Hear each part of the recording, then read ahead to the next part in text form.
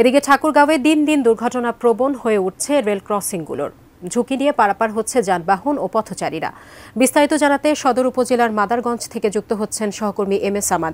সামাদ, এই যে রেল ক্রসিংগুলোতে জনদুর্ভোগের সৃষ্টি হচ্ছে, এতে আসলে দায়িত্বরত যারা আছেন তাদের সাথে কথা বলতে পেরেছেন কিনা, বা এর আসলে সমাধান কোথায়? ধন্যবাদ সাজিয়া। দিনাজপুরের বীর বোচাগঞ্জ থেকে শুরু করে পঞ্চগড়ের আটোয়ারি পর্যন্ত এই মধ্যভাগে ঠাকুরগাঁয়ের 47 কিলোমিটার রেলপথ রয়েছে এবং এই 47 কিলোমিটার রেলপথের মধ্যে 55টি গেট রয়েছে।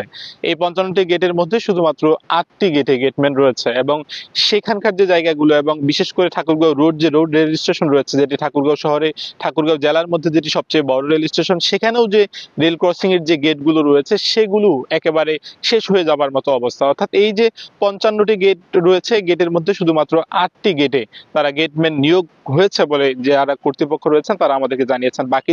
বাকি যে গেটগুলো রয়েছে সেগুলো সবগুলো অরক্ষিত। আমরা বেশ কটি গেট দেখেছিলাম। এই যে আমার পিছনে যে গেটটি আপনারা দেখছেন, আমরা দেখলাম যে প্রতি মুহূর্তে কিন্তু এখানে পথচারীরা থেকে শুরু করে বিভিন্ন যানবাহন এবং পাশেই যেহেতু বিদ্যালয় রয়েছে, মাদারগঞ্জ দ্বিমুখী বালিকা উচ্চ বিদ্যালয় রয়েছে পাশেই, সেখানে কিন্তু যারা শিক্ষার্থী রয়েছেন তারা নিয়মিত যাতায়াত করছেন এবং বড় ধরনের গাড়ি যেগুলো রয়েছে, মাহেন্দ্র রয়েছে, ট্রাক রয়েছে, সবসময় আসলে এই পথের মধ্যে যাতায়াত করছেন। এবং এই বছরের শুরুতেই আমরা লক্ষ্য করেছিলাম এখানেই ট্রেন এবং ট্রাকের মধ্যে একটি সড়ক দুর্ঘটনা, তারা মুখোমুখি সংঘর্ষ হয় এই গেটে এবং দীর্ঘক্ষণ সময় প্রায় 4 থেকে 5 ঘন্টা পর ট্রেনের তার গন্তব্যে ফেরা শুরু করে। প্রতিনিয়ত এখান থেকে 3টি আন্তনগর ট্রেন যাতায়াত করে এবং লোকাল ট্রেনও 2টি যাতায়াত করে, কিন্তু এই যাতায়াত করবার ফলেও তারপরে যে গেটম্যানগুলোতে গেটম্যান না থাকবার কারণে প্রতিনিয়ত কিন্তু দুর্ঘটনা যেমনি ভাবে ঘটার সম্ভাবনা রয়েছে, অন্যদিক দিয়ে যারা যাতায়াত করছেন এবং শীতকালীন সময়ে লক্ষ্য করা যাচ্ছে যেহেতু শীতের সময় প্রায় সকাল থেকে দুপুর 12টা থেকে শুরু করে 1টা পর্যন্ত কখনো কখনো শীত থাকে, সেই কারণে সকালবেলা কিন্তু ট্রেনের যে আসার যে জায়গাটা সেটি আসলে দেখা যায় না, সেই কারণে